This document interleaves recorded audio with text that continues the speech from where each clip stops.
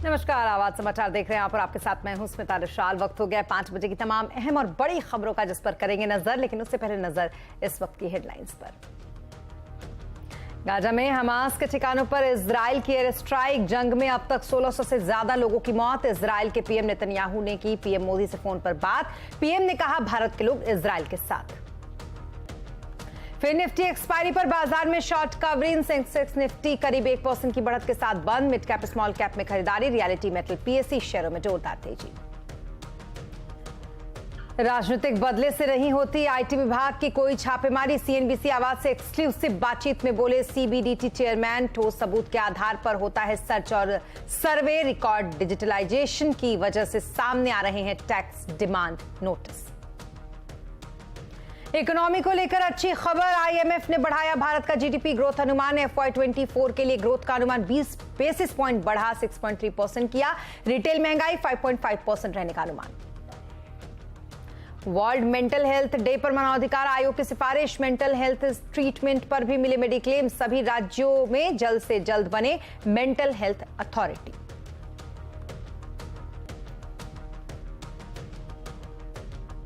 मारुति ने बनाया mega investment plan. अगले 8 साल में करेगी 1.25 लाख करोड़ का निवेश। 2031 तक प्रोडक्शन डबल करने का लक्ष्य। 20% तक ईवी की हिस्सेदारी संभव। अब विधायक अमनतुल्लाह खान के ठिकानों पर ईडी की छापेमारी। वक्फ बोर्ड जमीन केस में एक्शन। इधर दिल्ली में संजय सिंह की ईडी कस्टडी 3 दिन और बढ़ी।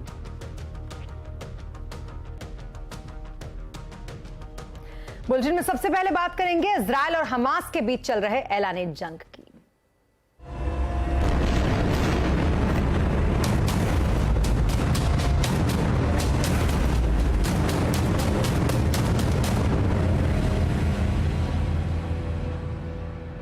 इजरायल पर हमास के हमले के बाद यह लड़ाई अब भीषण जंग में तब्दील हो चुकी है। जिस तरीके से यहां पर अभी चल रही है हालात, गाजा में इजरायल का जो जवाबी हमला है वो लगातार जारी है। और कल रात को भी 130 से ज्यादा ठिकानों पर इजरायल की वायुसेना ने हमले किए हैं।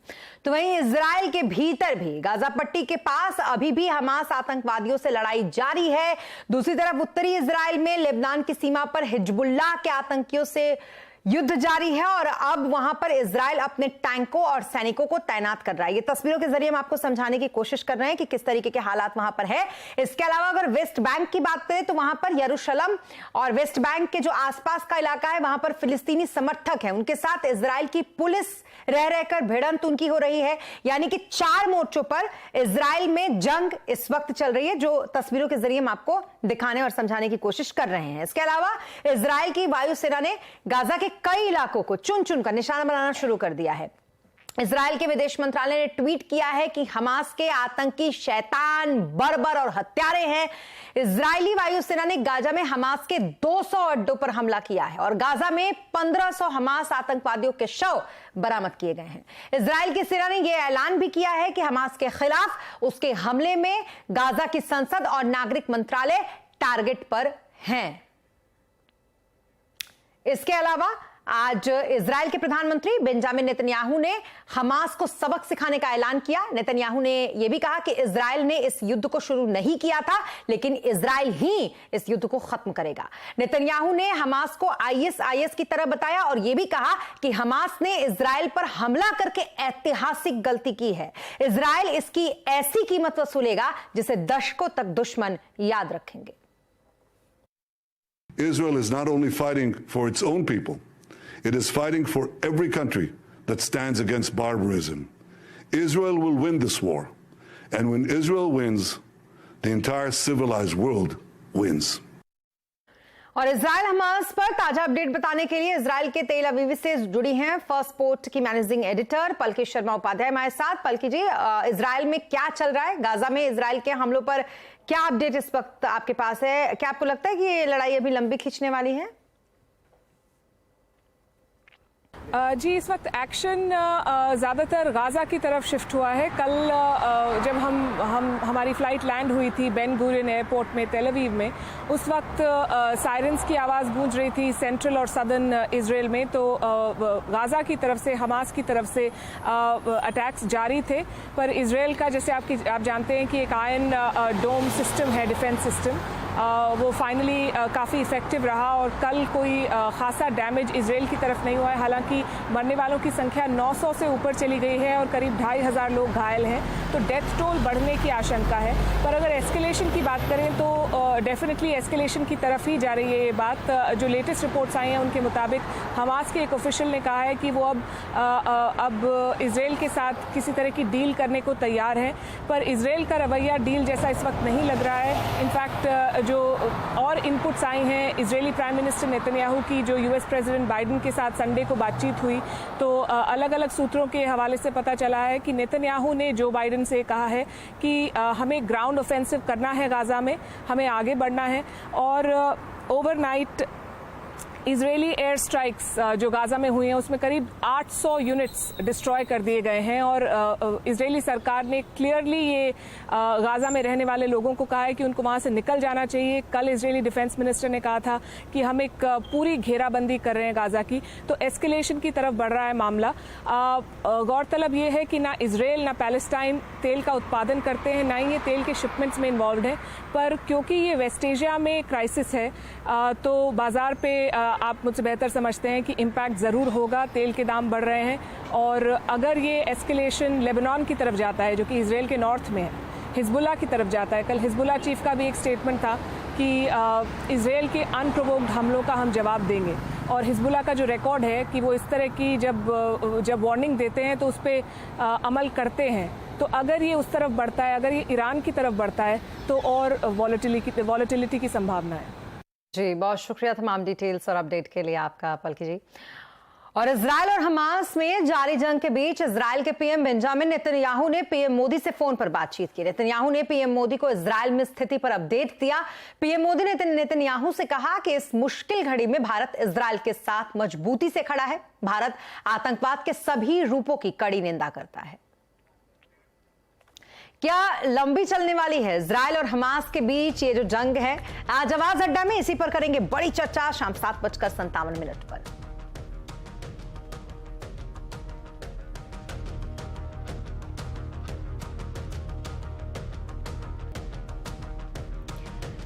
और इनकम टैक्स विभाग की कोई भी छापेमारी राजनीतिक बदले से नहीं होती है, यह कहना है सीबीडीटी के चेयरमैन नितिन गुप्ता का। सीएनबीसी आवाज के साथ एक्सक्लूसिव बातचीत में उन्होंने कहा कि हर सर्च और सर्वे ठोस सबूत के आधार पर किए जाते हैं। आमतौर पे इनकम टैक्स डिपार्टमेंट पर कई जगह से आरोप लगते हैं कि कई बार इनकम टैक्स विभाग के सर्च सर्वे जो है वो राजनीति से प्रेरित होते हैं। ये आरोप कितना सही है? देखिए, ये आरोप प्रत्यारोप लगते रहते हैं, परंतु हम लोग जो भी इवेजन का केस निकल के आता है उसके ऊपर कार्य करते हैं और हमारा जो है सक्सेस रेट बहुत अच्छा है।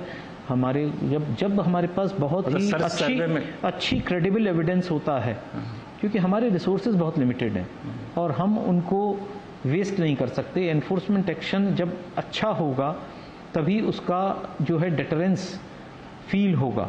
सो ऑब्जेक्टिव वही है कि एनफोर्समेंट एक्शन का डिटरेंस होना चाहिए ताकि टैक्स पेयर जो है, आम टैक्स पेयर है, वो टैक्स की चोरी करने से कतराए, डरे।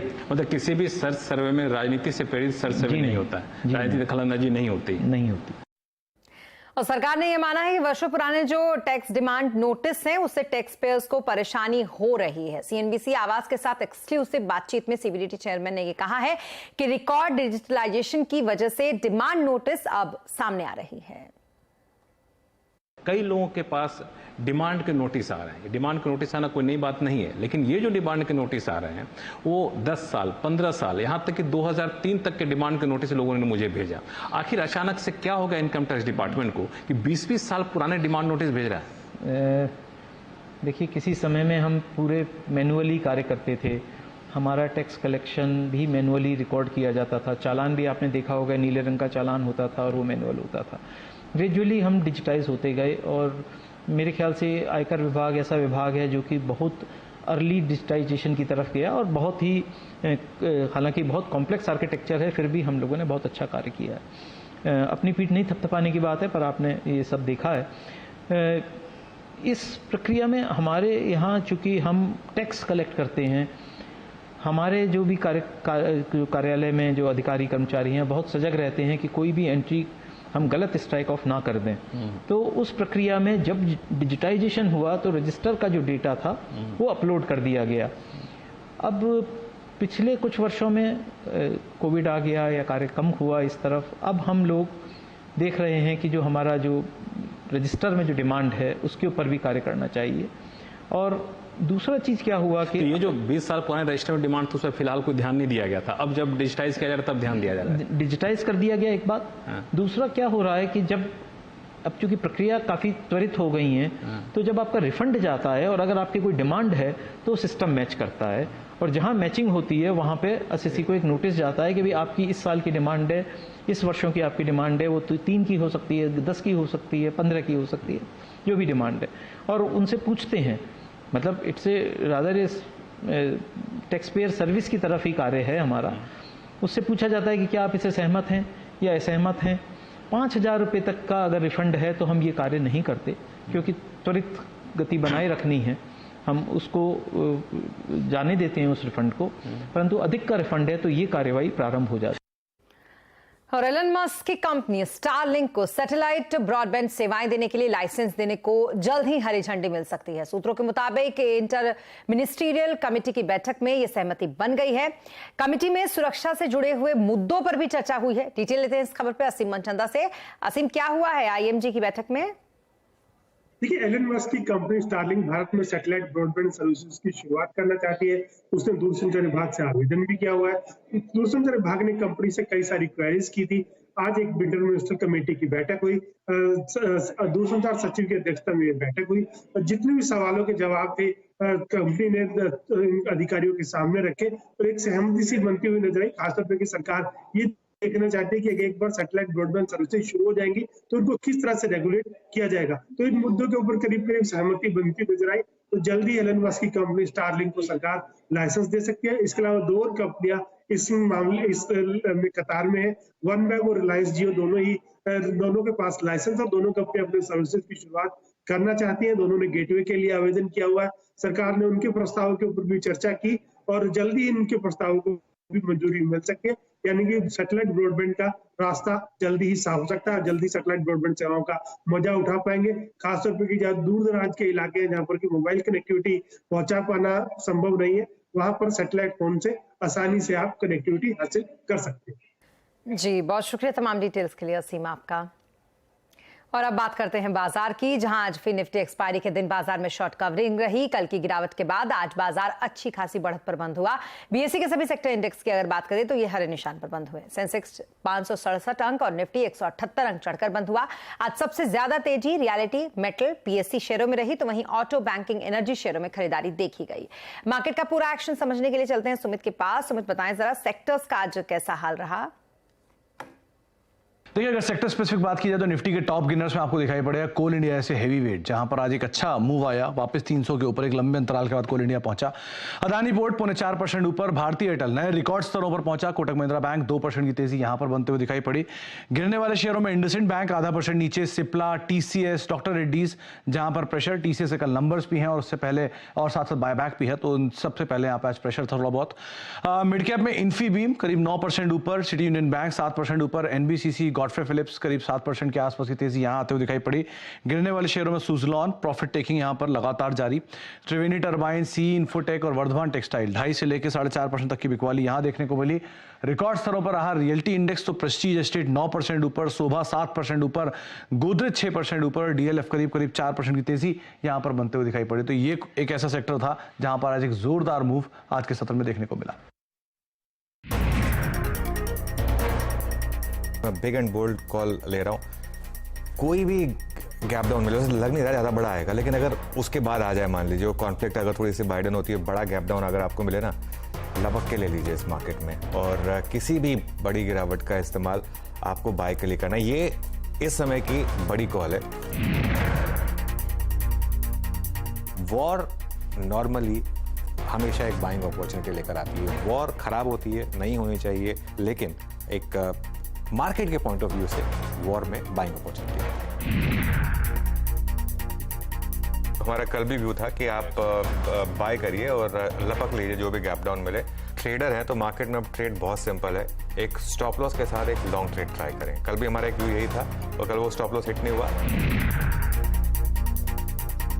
इन्वेस्टर्स के लिए मैं फिर बोल रहा हूं, अगर आप इस बार वो काश फैक्टर मिस नहीं करना चाहते, मतलब कि 6 महीने बाद की काश मैंने ले लिया होता, तो पॉलिटिक्स और जियोपॉलिटिक्स और वॉर हमेशा बेस्ट इंस्टेंसेस होते हैं। मैंने कल एक वॉल पे भी एक्सप्लेन किया था कि जब जब वॉर हुई है उसके बाद अगर आपने बाय किया है तो अच्छा पैसा बनता है। और अब बात मारुति सुजुकी की, जिसके स्टॉक्स आज फोकस में रहे क्योंकि कंपनी ने सुजुकी मोटर गुजरात को खरीदने का प्लान बनाया है। कंपनी के अगले 8 साल में 1.25 लाख करोड़ निवेश की योजना है। आखिर क्या है मारुति का कैपेक्स प्लान, ये बता रही हैं दीपाली राणा। Thank you Smita. दरअसल मारुति ने आज अपने इन्वेस्टर्स, प्रॉक्सी एडवाइजर, साथ ही एनालिस्ट को एक प्रेजेंटेशन दी और प्रेजेंटेशन 3 मुद्दों पर थी। उनके ईवी पोर्टफोलियो को लेकर, नए मॉडल लॉन्चेस को लेकर और साथ ही अपनी प्रोडक्शन कैपेसिटी को इंक्रीज करने को लेकर, और काफी अग्रेसिव प्लान्स कंपनी ने शेयर किए हैं इस इन्वेस्टर मीट में।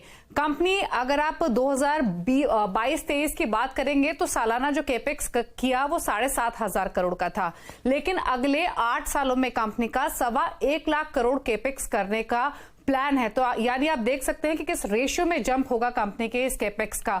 अब सवाल यह है कि कंपनी इतना खर्च कहां करेगी। तो जैसे मैंने कहा, फिलहाल कंपनी के पास कोई ईवी गाड़ी नहीं है। 2025 में कंपनी अपनी पहली ईवी गाड़ी लेकर आएगी, लेकिन अगले 7-8 सालों में कंपनी का प्लान है कि वो अपनी 6 से 7 ईवी गाड़ियां लेकर आएगी। उस पर कंपनी इन्वेस्ट करेगी। कंपनी के जो फिलहाल मार्केट में जो टोटल मॉडल काउंट है वो 17 के आसपास है। कंपनी इस मॉडल काउंट को 17 से बढ़ाकर 28 करेगी, यानी 28 मारुति की गाड़ियां आपको सड़कों पर दिखेंगी बाय 2030-31, यानी अगले 7-8 सालों का प्लान कंपनी ने शोकेस किया। और जो तीसरी इंपॉर्टेंट बात यह कि कंपनी फिलहाल सालाना 20 लाख गाड़ियां बनाती है और कंपनी का प्लान है कि अगले 7-8 सालों में इस प्रोडक्शन कैपेसिटी को डबल कर दे, यानी 40 लाख गाड़ियां मारुति टारगेट कर रही है बाय 2030-31। तो ये अग्रेसिव प्लान्स कंपनी ने शोकेस किए अगले 7-8 सालों के लिए, जिसके लिए 1.25 लाख करोड़ का कंपनी कैपेक्स भी करने वाली है। और इंपॉर्टेंट यह है कि ऑलरेडी कंपनी के काफी अग्रेसिव प्लान्स इस फेस्टिव सीजन को लेकर भी अगले 1.5 महीने में कंपनी नए माइलस्टोन्स अचीव करने की एक्सपेक्टेशंस लेकर चल रही है। कमोडिटी कॉस्ट के हेडविंड्स पीछे हैं, चिप शॉर्टेज की समस्या सुलझ रही है और उसके बाद इतना अग्रेसिव कैपेक्स, जिसके कारण हमने आज स्टॉक में भी एक एक्शन तेजी की तरफ देखा। जी, बहुत शुक्रिया तमाम डिटेल्स के लिए आपका दीपाली। और आईएमएफ की बात, जिसने मौजूदा वित्त वर्ष के लिए भारत का जीडीपी अनुमान 20 बेसिस पॉइंट बढ़ा दिया है। FY24 जीडीपी ग्रोथ अनुमान बढ़ाकर अब 6.3% कर दिया गया है। साथ ही 5.5% रिटेल महंगाई का अनुमान दिया है आईएमएफ ने। आपको बता दें कि पिछले 3 महीनों में इंटरनेशनल मॉनेटरी फंड ने दूसरी बार भारत का ग्रोथ अनुमान बढ़ाया है। वहीं FY25 की अगर बात करें तो इसके लिए रिटेल महंगाई का अनुमान 4.6% रखा गया है। तो वहीं आईएमएफ ने 2023 ग्लोबल जीडीपी ग्रोथ अनुमान 3% पर बरकरार रखा है, जबकि 2024 में इसे 0.1% से घटाकर 2.9% कर दिया गया था। और यहां रुकेंगे एक छोटे से ब्रेक के लिए, लेकिन जल्द होंगे हाजिर। आप बने रहे हमारे साथ। आपका स्वागत है। आज वर्ल्ड मेंटल हेल्थ डे है। इस मौके पर राष्ट्रीय मानवाधिकार आयोग ने कई अहम सिफारिशें करते हुए एक एडवाइजरी जारी की, जिसके तहत मेंटल हेल्थ को मेडिक्लेम पॉलिसी में शामिल करना और राज्यों में मेंटल हेल्थ अथॉरिटी बनाना शामिल है। इस पूरी खबर को जानने के लिए चलते हैं लक्ष्मण रॉय जी के पास।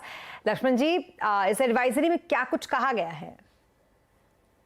मेंटल हेल्थ को लेकर जो मानवाधिकार आयोग ने एडवाइजरी जारी की है उसको 3 हिस्सों में बांटा जा सकता है। एक सबसे महत्वपूर्ण हिस्सा जो मुझे लगा वो ये था कि मेंटल इलनेस को लेकर के, मानसिक बीमारी के इलाज को सस्ता बनाया जा सके, आम लोगों की पहुंच तक बनाया जा सके, उसके लिए कई महत्वपूर्ण सिफारिशें की गई हैं। मिसाल के तौर पर यह कहा गया है कि मानसिक बीमारी को मेडिक्लेम में शामिल किया जाए, यानी इस पर जो भी खर्च आए उसका इंश्योरेंस क्लेम मिल सके, ये सुनिश्चित किया जाए। गरीबों के लिए हेल्थ को लेकर के जो सरकार की महत्वाकांक्षी योजना है आयुष्मान भारत में भी मेंटल इलनेस को शामिल किया जाए, ताकि इसके इलाज पर होने वाले खर्च का वहन सरकार कर सके और मेडिक्लेम में शामिल होने से खर्च कम पड़ेगा मरीज के ऊपर, यह सुनिश्चित किया जाए।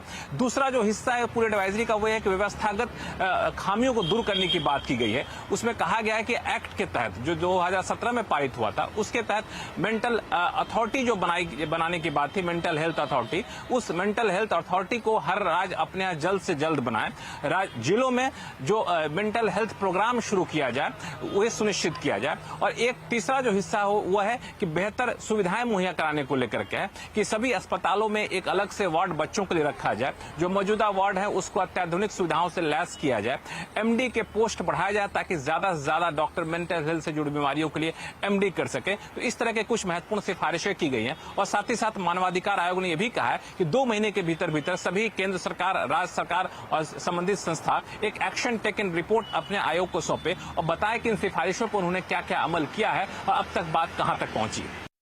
जी बहुत शुक्रिया तमाम डिटेल्स के लिए आपका लक्ष्मण जी। और कंज्यूमर अड्डा में भी होगी मेंटल हेल्थ की बात, आप जुड़िएगा जरूर शाम 5:57 पर। और अब बात करेंगे आम आदमी पार्टी की। वो इसलिए क्योंकि आज ईडी ने आम आदमी पार्टी के विधायक अमनतुल्ला खान के कई ठिकानों पर छापेमारी की है। ईडी ने जामिया नगर इलाके में कई लोकेशन पर सर्च ऑपरेशन चलाया। जामिया नगर में बड़ी संख्या में पैरामिलिट्री फोर्सों को तैनात किया गया। इसके अलावा एनसीआर के दूसरे कई लोकेशन पर भी छापेमारी हुई है। अमनतुल्ला खान की ईडी की ये कार्रवाई जो है वो वक्फ बोर्ड जमीन घोटाले के आधार पर की जा रही है। हालांकि इस मामले पर सीबीआई पहले ही कार्रवाई कर चुकी है। वहीं दूसरी तरफ एक और बड़ी खबर आम आदमी के तरफ से, आम आदमी पार्टी के नेता की तरफ से, जहां राउज एवेन्यू कोर्ट में आज सांसद संजय सिंह की ईडी की जो कस्टडी थी उसको 3 दिन के लिए बढ़ा दिया गया और आज उनकी कस्टडी खत्म हो रही थी, जिसके बाद अब 13 अक्टूबर तक वो ईडी की कस्टडी में फिर से रहेंगे। आम आदमी पार्टी के नेता और राज्यसभा सांसद राघव चड्ढा ने ईडी की कार्रवाई को द्वेष की भावना से की गई कार्रवाई बताया है। 2014 से लेकर 2023 तक इन 9 सालों में इसी एनफोर्समेंट डायरेक्टरेट ने 3100 जगहों पर रेड करी। और सिर्फ ये नहीं, जितने मुकदमे सीबीआई और ईडी ने पिछले कुछ सालों में नेताओं के खिलाफ करे हैं, उसमें से 95% केसेस विपक्ष के नेताओं के खिलाफ है। यानी कि द्वेष की भावना से, बदले लेने की भावना से कोई भी व्यक्ति भाजपा के खिलाफ आवाज ना उठाए, उसकी आवाज कुचलने की भावना से इन एजेंसियों को लोगों पे छोड़ा जाता है। ईडी के एक्शन के बाद दिल्ली में सड़क पर आप बनाम बीजेपी की जो लड़ाई है वो साफ दिख रही है। जो बीजेपी के जो कार्यकर्ता हैं उन्होंने मुख्यमंत्री अरविंद केजरीवाल के खिलाफ विरोध प्रदर्शन करके उनके इस्तीफे की मांग की। दूसरी तरफ संजय सिंह के समर्थन में आम आदमी पार्टी के कार्यकर्ताओं का प्रदर्शन राउज एवेन्यू कोर्ट के बाहर आज रहा। एक और बीजेपी ईडी की कार्रवाई को भ्रष्टाचारियों पर कार्रवाई बता रही है, तो दूसरी तरफ आप इसे बदले की राजनीति करार दे रही है। आप नेता संजय सिंह को राउज एवेन्यू कोर्ट से एक बड़ा झटका भी आज लगा। उनकी ईडी की कस्टडी जो थी वो कोर्ट ने 3 दिन के लिए और बढ़ा दी और उन्हें अब 13 अक्टूबर तक ईडी की हिरासत में रहना होगा। वहीं संजय सिंह ने इस पर कहा कि वो अभी देखना चाहते हैं कि उन पर और कितनी यातनाएं की जा सकती हैं। मेरे साथ बच्चों का खेल खेल रहे हैं। मैं उनकी यातना का पैमाना चेक करना चाहता हूं। मैं चाहता हूं कि प्रधानमंत्री अपनी यातना दें जितना दे सकते हैं। जितने बेईमान हैं, देश के लाखों करोड़ लूटने वाले, सब मोदी के साथ हैं। जो ईमानदार हैं, जो उनके खिलाफ हैं, उनके खिलाफ कार्रवाई हो रही है। और अब बात करेंगे क्रिकेट वर्ल्ड कप की।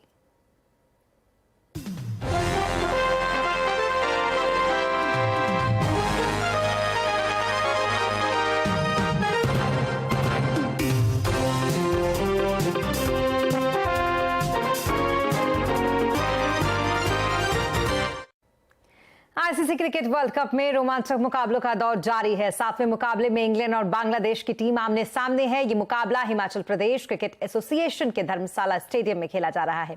बांग्लादेश ने टॉस जीतकर गेंदबाजी का फैसला यहां पर लिया। इंग्लैंड का ये इस वर्ल्ड कप का दूसरा मैच है। इसमें वो बांग्लादेश की टीम को हराकर जीत का खाता खोलने की कोशिश करेगी।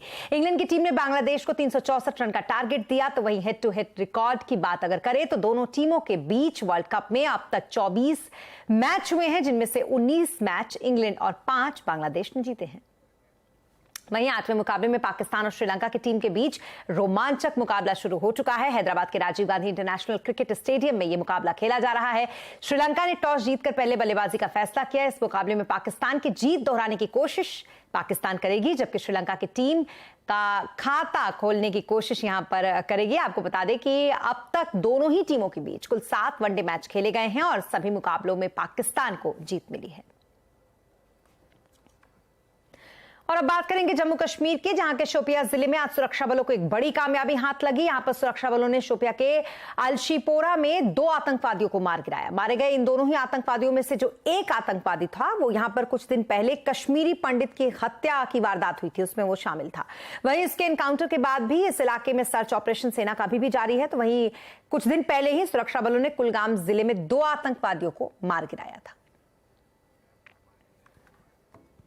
और इसी के साथ इस बुलेटिन में फिलहाल इतना ही, लेकिन खबरों पर लगातार अपडेट के लिए आप बने रहें CNBC आवाज के साथ। नमस्कार।